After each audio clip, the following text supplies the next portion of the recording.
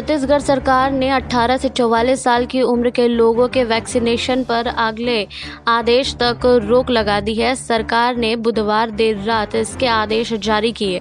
सरकार ने यह फैसला हाईकोर्ट की आपत्ति के बाद लिया है। हाईकोर्ट ने सरकार के उस फैसले पर आपत्ति जताई थी जिसमें सबसे पहले आर्थिक रूप से कमज़ोर लोगों का वैक्सीनेशन पहले किया जा रहा था। गौरतलब है कि छत्तीसगढ़ सरकार ने 1 मई से 18 से 45 साल की उम्र के लोगों का वैक्सीनेशन शुरू कर दिया था। वैक्सीनेशन में सरकार ने अंत्योदय कार्ड धारकों को प्राथमिकता दी थी और सबसे पहले इस वर्ग का टीकाकरण शुरू किया था। सरकार के इस फैसले के बाद बीजेपी और जोगी कांग्रेस ने सरकार पर वर्ग विशेष को आरक्षण देने का आरोप लगाया। वहीं बीजेपी और कांग्रेस ने सरकार के खिलाफ आक्रामक रूप अपना लिया है। इस बीच इस मामले को लेकर हाई कोर्ट में याचिका भी लगा दी गई है। याचिका पर हाई कोर्ट ने अपर मुख्य सचिव को वैक्सीनेशन की स्पष्ट पॉलिसी बनाने के निर्देश दिए हैं।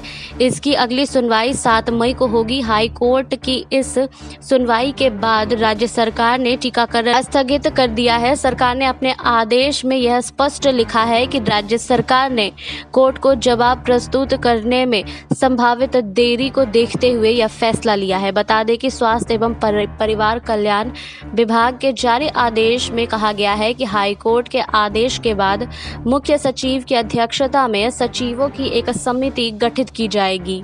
न्यायालय ने विभाग के 30 अप्रैल के आदेश को संबोधित करने को कहा है।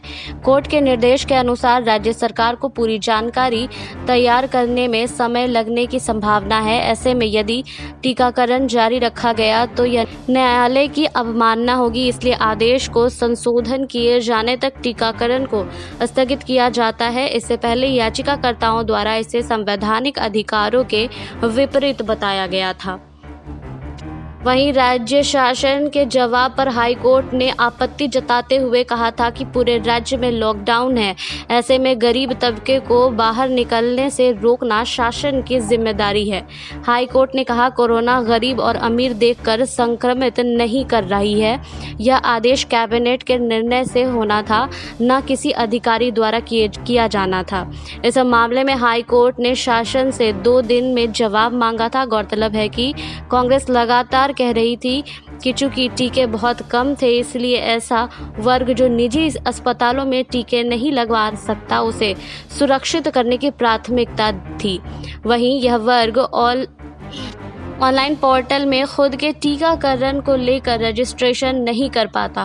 कांग्रेस का कहना था कि बीजेपी और उसकी वी टीम लगातार सरकार के एक अच्छे निर्णय पर अफवाह फैला रही है। आपको हमारी ये रिपोर्ट कैसी लगी हमें कमेंट बॉक्स में लिखिए। बाकी और खबरों के लिए जुड़े रहिए SPN9 न्यूज़ के साथ।